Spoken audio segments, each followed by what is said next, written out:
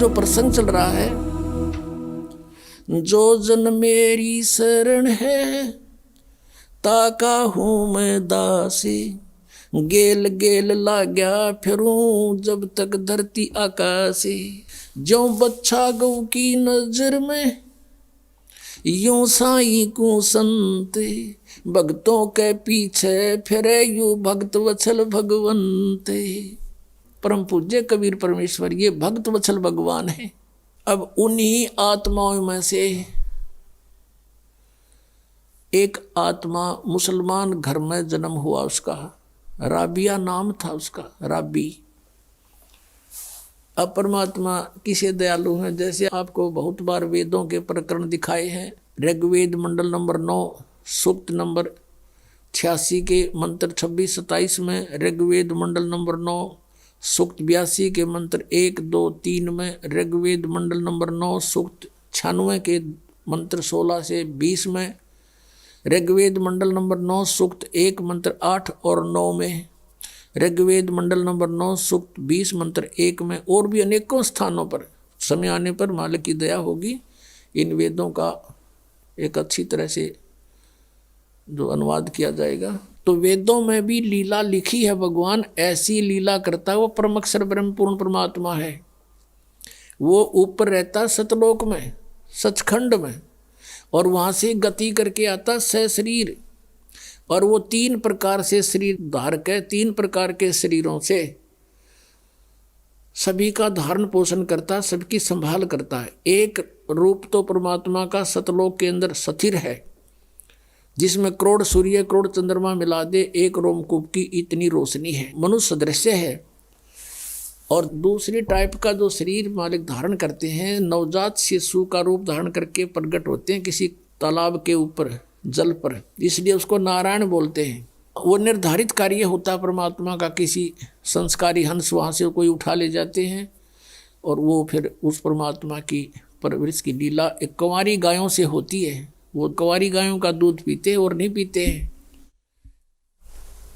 और वो परमात्मा वहाँ से चलकर आते हैं। वो कबीर देव है, कबीर साहब है वो, और अच्छी आत्मा को मिलते हैं, उनको ज्ञान देते हैं। तो इसी आधार से परमात्मा स्वयं भी कहते हैं, गोता मारूं स्वर्ग में जा बैठूं पाताले, कह कबीर ढूंढता फिरूं अपने हीरे मोती लाले। ये खुद भगवान भी कहते हैं। और जिनको परमात्मा मिले वो भी यही बताते हैं, जैसे आदरणीय नानक साहिब जी को मिले बेई नदी पर सचखंड से सतलोक से सतपुरुष आए कबीर देव जी, और उनको बेई नदी से अंतर ध्यान करके सचखंड में लेकर गए, फिर वापस छोड़ा सतलोक से। उन्होंने आते ही नौकरी त्याग दी, एक नवाब के यहाँ नौकरी करते थे, और फिर परमात्मा की खोज में बनारस पहुँचे। और जहाँ देखा था ऊपर भी सतलोक में परमात्मा एक जिंदा महात्मा के रूप में आकर नानक साहिब जी को ऊपर लेकर गए थे।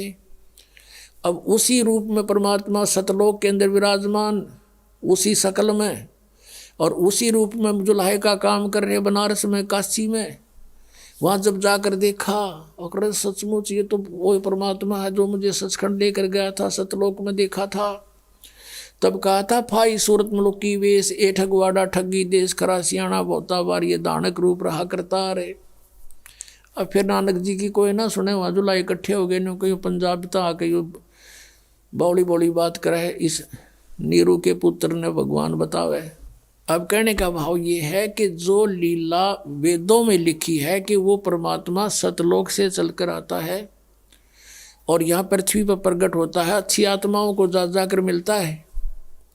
आदरणीय मुलुकदास जी को मिले, आदरणीय दादू साहिब जी को मिले, आदरणीय गरीबदास साहिब जी को मिले, आदरणीय घीसा दास साहिब जी को मिले, गांव खेकड़ा जिला मेरठ उत्तर प्रदेश में। आदरणीय गरीबदास साहिब जी को मिले, गांव छुडानी जिला झज्जर हरियाणा में।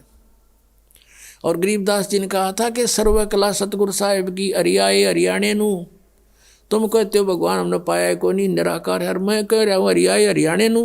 गरीबदास जी कहते हैं मैं कह रहा हूँ हरियाए हरियाणे नू। परमात्मा यहाँ आए थे हमारे पास जब तक हरियाणा बना भी नहीं था, ज्वाइंट पंजाब था, और शब्द बोले गए हरियाए हरियाणे नू। परमात्मा के वचन से ये अलग क्षेत्र हरियाणा बन गया, नहीं तो आज हम इस वाणी को कैसे स्पष्ट करते कि हरियाए हरियाणे नू।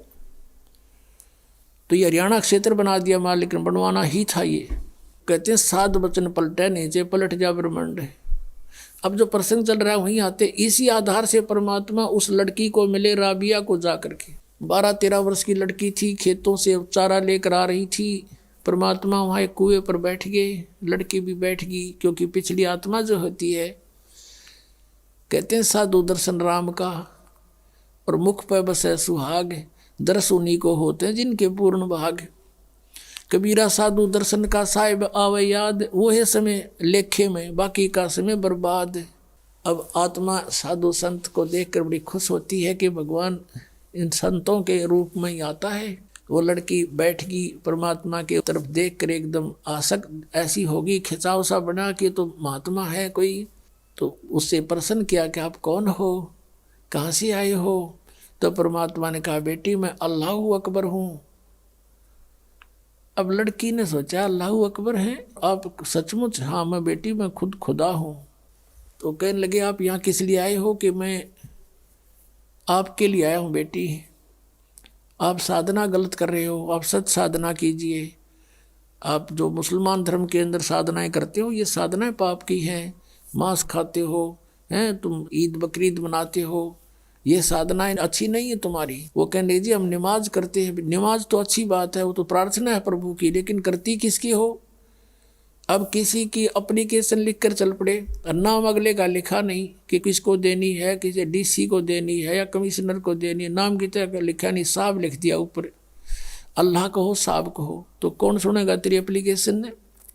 या नमाज तुम करते भी हो तो तुम किसके नाम भेज रहे हो? ये क्यों? तो बेचून अल्लाह है, बेचून है, फिर तुम्हें क्या मदद करेगा? वो बेचून है तो निराकार है। तो लड़की वो तो मालिक के सामने इस अज्ञान का कहाँ ठिकाना है।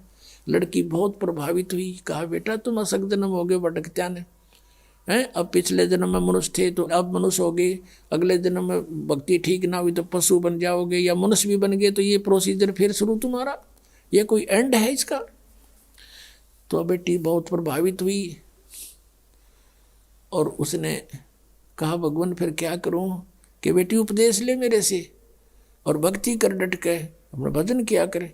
कहने लगे जी ये साधना है जो मुसलमान धर्म की है, ये ना करना बिल्कुल भी, जैसे मैं कहूँ ऐसे नमाज ये कर जो मैं आपको बता रहा हूँ, भक्ति करते रहना और ये मांस मिट्टी नहीं खाना। जो बोले जी वो कंपलसरी कर देते हैं, नमाज भी करनी होती है, कि नमाज भी कर लेना लेकिन टेक का मत्था अपना यू मंत्र करती रहिए, बस हो गई नमाज। मिला जी ठीक है। तो उस लड़की ने उपदेश ले लिया, मालिक उपदेश देकर चले गए। इतनी प्रेरित होगी ज्ञान से, उसने फैसला कर लिया कि मैं विवाह नहीं कराऊंगी और अपना मोक्ष कराऊंगी। अब उसी दौरान घर वालों ने क्या किया, भाई लड़की युवा होगी इसकी शादी तैयारी करो। लड़की ने घर वालों से कह दिया कि मैं विवाह नहीं करूंगी। और मुसलमान धर्म में एक विशेषता है कि लड़की को बैठा देंगे पहले और लड़की से पूछते हैं कि बेटी तुझे ये विवाह मंजूर है? अगर वो स्वीकृति दे देती है तो विवाह होगा, नहीं तो नहीं होगा। अब वो लड़की ने मना कर दिया, घर वाले भी असमंजस में पड़ गए, भाई इन्हें कहा हो ही नहीं सकता किसी सूरत में भी। माता पिता चिंतित हुए, बहुत समझाया, बेटी हमारी इज्जत का सवाल है, न्यू है, ऐसे है, 100 कुछ कहा। वो बोली मैं नहीं शादी करानी। अब घना चिंतित हो गया, माता पिता का अन्न छूट गया लोक लाज के कारण।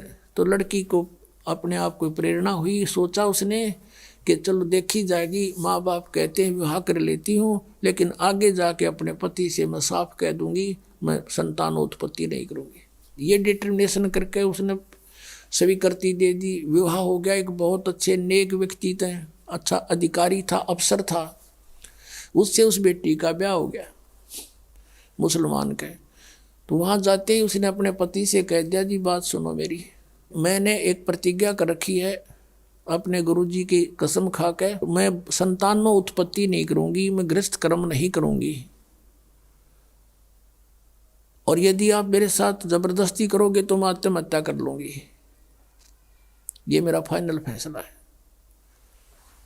तब वो सोच गया भी ये बात क्या बनी। कहने लगा बात बता, फिर आपने निकाह स्वीकार क्यों किया था?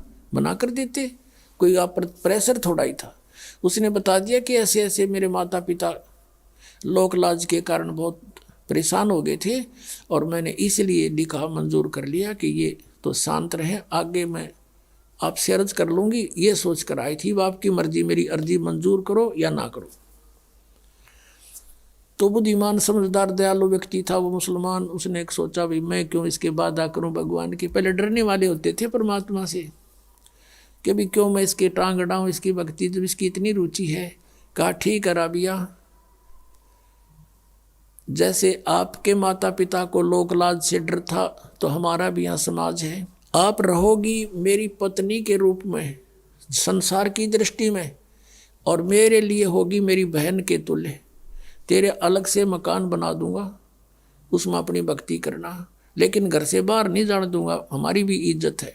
कदे तू कह मैं वहाँ जाऊंगी फलान करूंगी, कहीं और नहीं जाने दूंगा किसी संत भक्त के पास, अब जो आपकी आज्ञा।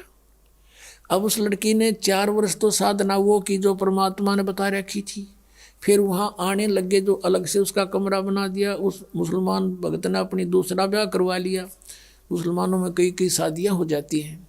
तो वहाँ आस पड़ोस की और भी भगतनी जो मुसलमान वर्ग की थी धर्म की, वो आने लगे हैं। वो कहने लगी, बता तो कुछ भी ना करती या कोई बात हुई। यानी कुछ दिन में वो परमात्मा वाला ज्ञान हट गया, वो लोक वेद फिर समा गया उस बेटी में, और वही मुसलमान धर्म वाली क्रियाएं उसने शुरू कर दी। काल का तो जाल है कसूता। अब वो करती रही अपनी साधना। वो 50 वर्ष की होगी। 50 वर्ष की आयु जब होगी तो उसने अपने पति से कहा कि आपकी आज्ञा हो तो मैं मक्का जाना चाहती हूँ हज करने के लिए। और हज करना कंपलसरी होता मुसलमान धर्म में। वो ये मानते हैं जिसने हज कर ली वो स्वर्ग का वासी हो जाता है, उसको लाभ होता है। तो सभी बूढ़े बुजुर्गों को हज अवश्य करवाते हैं।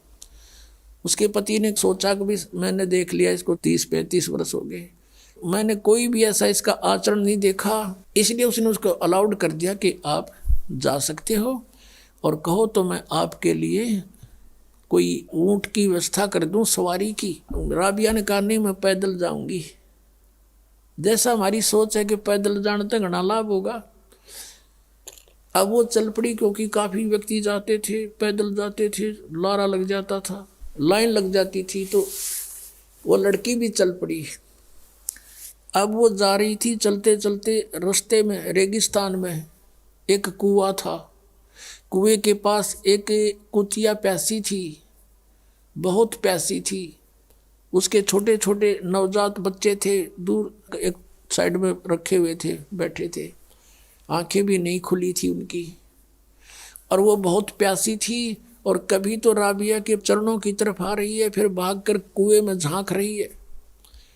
अब राबिया उसकी भाषा समझ गई कि इसको प्यास लगी है। कुएं पर देखा तो वहाँ कोई बाल्टी नहीं, कोई रस्सा नहीं, आसपास कोई गांव नहीं, कोई और व्यक्ति आसपास नजर नहीं आ रहा जहाँ से कोई साधन मांग लाऊं। अब उस लड़की ने आव देखा ना ताव देखा, अपने बाल पाड़े, लंबे लंबे बाल थे, वो बाल पाड़े न एक एक बाल फटाफट सारे बाल पाड़ के और एक रस्सी बनाई। ये है मुसलमान, ये मांस खावर उदमस्ता रहे, ये मुसलमान नहीं है। वह लड़की थी मुसलमान। कहते दया बिना दरवेश कसाई, जिसके दया नहीं वो भगत किसा। लंबी लंबी इतनी लंबी रस्सी बांटी अपने बाड़ाते हैं, बहुत नीचे जल होते थे, और अपने वस्त्र निकाल कर, पहले मोटे मोटे खद्दर के कपड़े होते थे, वो कपड़े निकाल कर उसका बांध कर और पानी में भिगोए। एक मटका पड़ा था टूटा हुआ घड़ा, आधा हिस्सा उसको निचोड़ा और उसमें डाल देर कुतिया टूट कर पड़ गई, साथ की साथ पी जावे। तो कुतिया को पानी से छकाया और अपना जो लो लोहान होगी थी वो कपड़े ऐसे अपने कपड़ों से पोंछ के उनको धो धा के सूखा झाड़ झूड़ के ऐसे और पहन लिए, और पहन के चलने की तैयारी की थी मक्का में। कहते वो मक्का वाली बिल्डिंग एज इट इज उठ के और वहाँ आ खड़ी हुई उस कुएं के साथ में, जैसे प्लेटफार्म पर रेलगाड़ी लग जाती है। उसने देखा मक्का, मक्का पहुँच गई। मैं सपना सा हो गया, एकदम दौड़ के उसमें चढ़ी।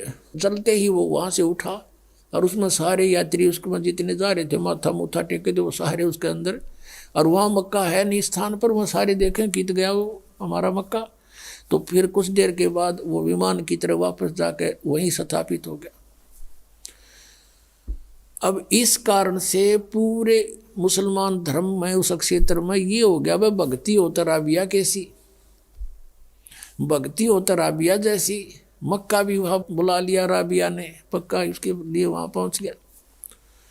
अपने आत्मा ये समझना कि जैसे दास आपको बता रहा था कि पहले जो भी हमें सुख होता था या कोई घर में ऐसी अच्छी घटना होती थी तो हम ये सोचा करते थे जो साधनाएं हम कर रहे हैं इसी से हुआ हमारा। और ये थे पिछले पुण्य, उन पुण्यों से उसके अंदर दया हुई, दया से उसमें इतनी हिम्मत आई कि बाल पाड़ दूं, पाड़ के दिखाओ 4 बाल, आप पता लग जा। तो पिछले संस्कार से इतना प्रबल किया, करे करावे साइया मन में लहर उठा, दादू सदर जीव के आप बगल हो जा। उसके बाद वो तो उधर तो प्रशंसा की पात्र बन गई, सब जगह गुणगांव है। अगला जन्म उसका एक बनसुरी नाम की लड़की का हुआ, बनसुरी नाम की लड़की का। और उसने फिर इतने राग रूग गाए, यानी वो डांस डूंस करने वाली जो ये होती है ना लड़कियां, उसका जन्म हो गया। लेकिन आस्था भगवान की फिर भी, तो वो मक्का में गई और उसने ये सुना था कि अभी मक्का में जिसकी मृत्यु हो जाती है वह सीधी भिष्ट चली जाती है स्वर्ग में। अब पिछले संस्कार परमात्मा की भक्ति कर रखी, 4 वर्ष वो अंगड़ाई ले रहे थे, उसमें इतनी हिम्मत आवे थी। उस लड़की ने क्या किया कि मक्का में अपनी गर्दन काट दी। अब मोक्ष तो चाहिए, 50-55 साल की उम्र होगी थी कि मोक्ष चाहिए हमें, और मक्का में कहते मर जाता, वहाँ का लोक वेद दंत कथा है कि मक्के में जो मर जाता सीधा भ्रष्ट जाता है। तो उसने वहीं गर्दन काट दी और सब ने न्यू हो गया भाई, बनसुरी तो गई स्वर्ग में, बनसुरी सीधी गई स्वर्ग में, क्योंकि मक्का में उसने अपनी कुर्बानी दे दी। तो मुसलमान इसको कहते हैं जो अपनी कुर्बानी दे, बकरियां के गल काटे वह कुर्बानी है। वह तो कुर्बानी ले रहे हो तुम तो खून पी रहे हो दूसरों का। ऐसे ही हिंदू लोग करते हैं, बकरियां चढ़ाते हैं माता के, माता वो बकरे खावेगी, काजू खाओगी, किशमिश खाओगी, वह तो जलेबी खावेगी। इस गंद ने कौन खावे, आप पे खा बनाओ और आप पे खाओ और माता के सर लावे। अब उसके बाद उसका जन्म हुआ एक शेख तकी नाम का मुसलमान पीर था, राजा सिकंदर लोधी का, दिल्ली का बादशाह एक सिकंदर लोधी राजा हुआ है। वो बहलोल लोधी का पुत्र था, बहलोल लोधी नाम का एक राजा हुआ है, वो भी दिल्ली का बादशाह था। तो सिकंदर लोधी का वो धार्मिक गुरु था। सिकंदर लोधी को बहुत भयंकर रोग हो गया था जलन का, कहीं पर भी जंतर से मंत्र से किसी ट्रीटमेंट से उसको कोई राहत नहीं मिली थी। तो परमात्मा कबीर जी के आशीर्वाद मात्र से सिकंदर लोधी स्वस्थ हो गया था। और उसके बाद वो परमेश्वर कबीर देव जी की बहुत इज्जत करता था, उनको बहुत आदर देता था। जो धार्मिक उसका गुरु था मुसलमान शेख तकी, वो कबीर जी से ईर्षा करने लग गया कि तेरी रोजी रोटी जावेगी। राजा का ज़्यादा इसमें प्रेम बढ़ गया। वजीर और फकीर आपस में ईर्षा करे बिना रहा ना करें, तो बहुत ज़्यादा ईर्षा करने लग गया। उसने सोची कबीर जी को नीचा दिखाऊं, अब किसी तरह कबीर जी को ऐसा राजा की दृष्टि से गिरा दूं इसको। ऐसे अवसर की खोज करने लगा। एक दिन राजा सिकंदर लोधी कबीर परमेश्वर जी को साथ लेकर काशी से लौट रहे थे, बनारस से दिल्ली आ रहे थे। शेख तकी भी साथ था। एक दरिया पर पड़ाव डाला रात्रि बिताने के लिए। तो उधर से शेख तकी ने अपना बेरुखी दिखाई राजा के प्रति। राजा ने कारण पूछा तो उसने बताया कि तूने तो अब मुसलमान के छोड़कर हिंदू गुरु बना लिया, सारे मुसलमानों को कह दूंगा राजा मुसलमान नहीं अब हिंदू हो गया है, ये काफिर हो गया है। राजा को पता था कि इसने एक बार मुसलमानों को कह दिया सब मेरे से विमुख हो जाएंगे, मेरा राज्य जाएगा, सब इसकी मुट्ठी में है, तभी उसको साथ रखता था सिकंदर लोधी शेख तकी को इसलिए साथ रखता था कि कम से कम इसका मुंह चुप रहे, ये ठीक रहा रहे और सब समाज मेरे साथ रहे मुसलमान। राजा को बड़ी चिंता हुई, परमेश्वर साथ थे अलग टेंट में। राजा से पूछा कि क्या कारण है, टेंशन किस बात की। सिकंदर लोधी ने सब कारण बता दिया। सिकंदर लोधी ने कहा कि इस प्रकार ईर्षा किए हुए है। कबीर जी बोले मैं वापस चला जाता हूँ। अग नहीं, आप नहीं जा सकती, कुछ भी हो। फिर सिकंदर लोधी ने फिर कारण पूछा कि आप कैसे प्रसन्न हो गए शेख तकी, कि मैं तब प्रसन्न होऊंगा तू जिसको भगवान कहता है, अल्लाह कहता है कबीर को, मेरे सामने कोई मुर्दा जीवित कर दे। क्योंकि सिकंदर लोधी ने स्वामी रामानंद जी जो कबीर परमेश्वर जी के गुरुजी थे, उन्होंने कोई ऐसा अपशब्द कह दिया था मुसलमानों के बारे में सिकंदर लोधी को रामानंद जी ने, तो सिकंदर लोधी ने रामानंद जी की गर्दन काट दी थी। और वैसे लोगों की दृष्टि में, संसार की दृष्टि में तो कबीर जी के गुरुजी थे रामानंद, लेकिन रामानंद मानते थे कबीर जी को गुरुजी अपने हृदय से, लेकिन एक मर्यादा बनाए रखने के लिए वो गुरुजी बने हुए थे। तो सिकंदर लोधी ने जब गर्दन काट दी तो कबीर परमेश्वर जी ने स्वामी रामानंद जी को तुरंत जीवित कर दिया था वही सिकंदर लोधी के सामने। एक तो वो देखा अपनी आंखों के सामने भगवान की लीला, और फिर अपना जलन का रोग उसका ठीक हो गया। इस कारण से वो इतना प्रभावित हो गया था। और शेख तकी को भी उसने आकर ये बताया था, हे पीर जी, ये तो अल्लाह का रूप आए हुए हैं, मेरा दर्द ठीक हो गया, सारा रोग नाश हो गया। और ऐसे ऐसे इस रामानंद जी स्वामी ने हमारे मुसलमान धर्म के बारे में कुछ गलत बोला था और मैंने इसकी गर्दन काट दी, मेरे सामने जीवित कर दी। ये तो अल्लाह का स्वरूप है, ये तो खुद मालिक आए हैं।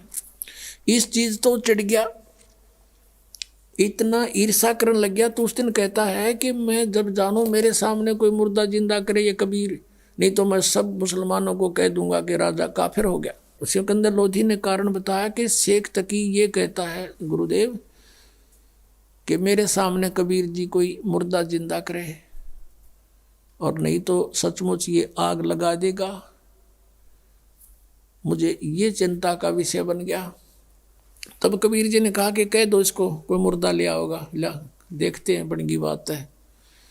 अब शेख तकी से कहा सिकंदर ने, अब वो कह रहे हैं कि लाओ कोई मुर्दा उठा के। कहने लगे मैं कहाँ से लाऊं, ऐसे कोई मुर्दा होगा जब देखेंगे।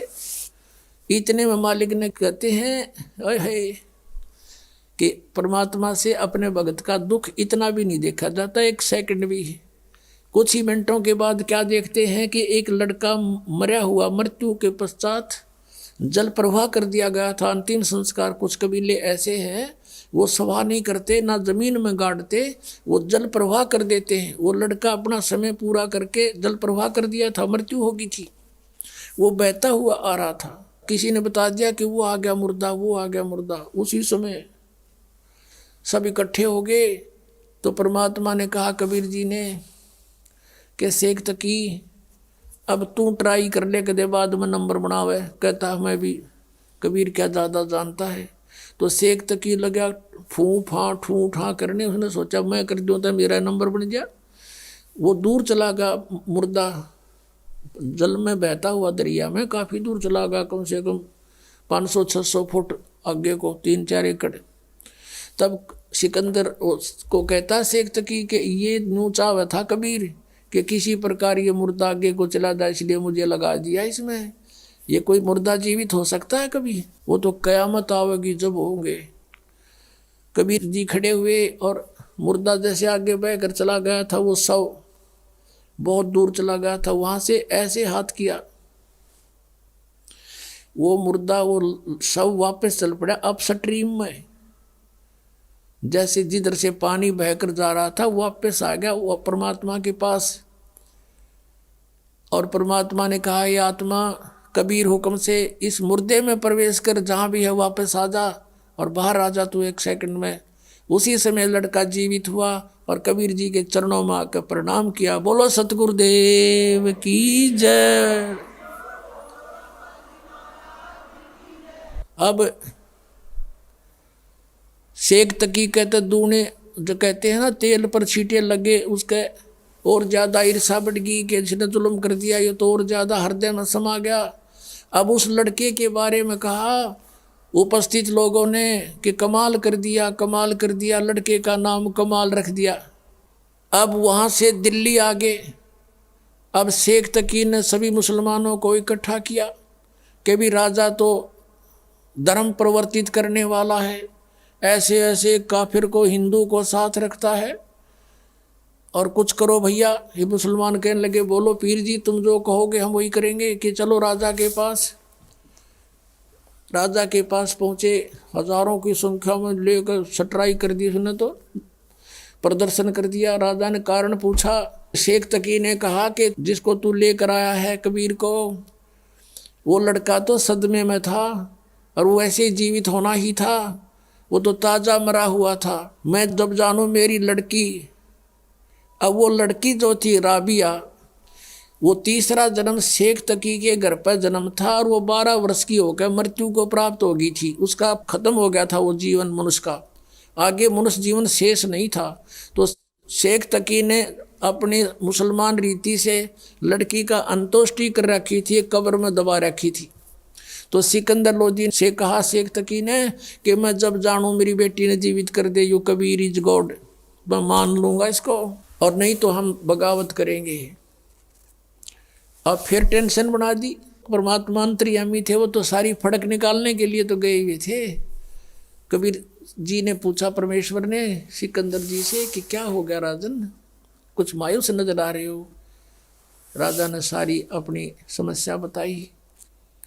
अब कहते हैं अपने भगत का दुख भगवान देख नहीं सकता।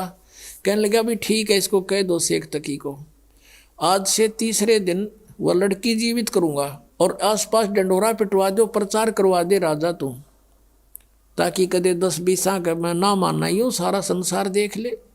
आसपास के मुनादी करा दी कि मुर्दा जीवित किया जाएगा। कबीर नाम के संत आ रहे हैं, बड़े महापुरुष पहुंचे हुए हैं। सिकंदर लोधी के जलन का रोग भी उन्होंने ठीक किया, क्योंकि राजा का रोग था, सबको चिंता थी, और वो स्वस्थ हुआ तो सबके खुशी, सब चर्चा का विषय हुए थे कि वही संत आए या वही आए जिन्होंने सिकंदर लोधी का रोग नाश किया। कहाँ वही आए। हजारों की संख्या में व्यक्ति वहाँ इकट्ठे हो गए। उस निश्चित समय पर कब्र को फुड़वा दिया गया। राजा भी उपस्थित है, सब मुसलमान भी हिंदू भी पता नहीं कितने को वहाँ इकट्ठे हो गए, और लड़की का शव कब्र के अंदर है। तब परमेश्वर ने कहा कि शेख तकी अब तू कर ले कोशिश, कर दे फिर नंबर बनावे। तो और उपस्थित जन कहने लगे जी जय शेख तकी के पास कोई जंतर मंत्र होता, अपनी बेटी ने कौन मरण दे, ये तो पहले ही कर लेता, आप ही करो कुछ। अब परमात्मा ने कहा कबीर जी ने कि हे शेख तकी की बेटी जीवित हो जा। वह जीवित ना हुई। दूसरी बार फिर कहा कि हे शेख तकी की बेटी जीवित हो जा, नहीं जीवित हुई। तो शेख तकी ने भंगड़ा पा दिया, नाचे कूदा, देखो पकड़ा गया ढोंगी का ढोंग, देखो देखो कुछ नहीं हो सकता इससे। तीसरी बार परमात्मा ने फिर कहा, वह नहीं जीवित हुई। तब परमेश्वर ने कहा कि शेख तकी थोड़ी शांति रख, अखोरी शांति, पकड़ा गया तेरा ढोंग, देखो पाखड़ देखो पाखड़। तब परमात्मा ने कहा हे जीवात्मा जहाँ भी है तू, कबीर हुक्म से वापस सारी प्रवेश कर बेटी के शरीर में बाहर आ जा। 2 सेकंड में सारा शरीर कंपने लगा। लड़की उठ के परमात्मा के चरणों में दंडवत प्रणाम किया। बोलो सतगुरुदेव।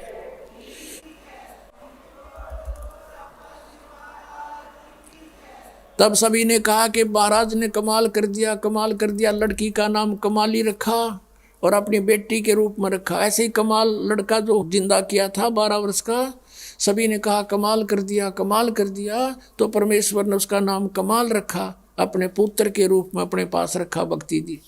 अब वो लड़की जब जीवित हुई, परमेश्वर ने कहा बेटी जा तेरे पिता के साथ में, और उधर से उसको पिछले अपने जन्मों की चेतना दे दी। परमात्मा ने अपने आशीर्वाद से उसकी दिव्य दृष्टि खोल दी।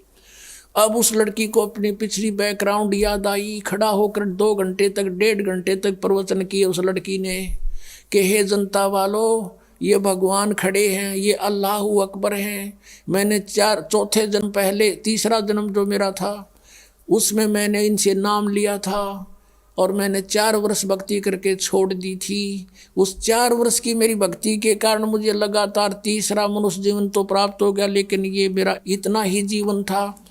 12 वर्ष तक आगे मेरा शेष जीवन मनुष्य का नहीं था, मैं पशु योनि में जाती।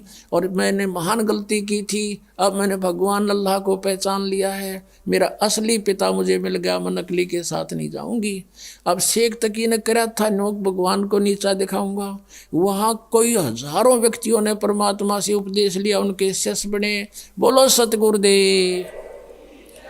कहते सतगुरु संगत छोड़ के, सतगुरु संगत छोड़ के चाहे लाख वर्ष जप कीन, इंद्री कर्म ना मोक्ष हुआ फिर काल के अधीन। उस आत्मा का फिर उद्धार हुआ जो भगवान के पुनर्चरणा मांगी। बोलो सतगुरुदेव सत साहिब।